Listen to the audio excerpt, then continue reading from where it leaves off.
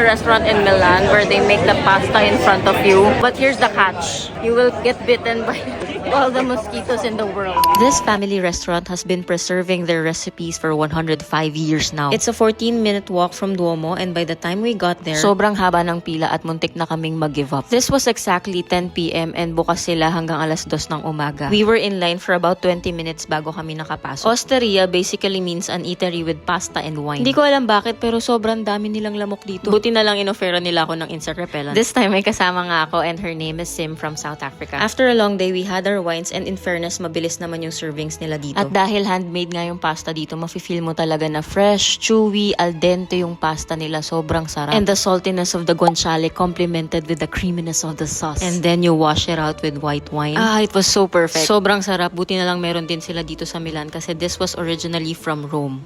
So freaking good. After dinner, we had our gelato near Osteria. And syempre, yung staff nila ay Filipinos. Kinausap ko nga sila at ito yung conversation namin. You're siblings, right?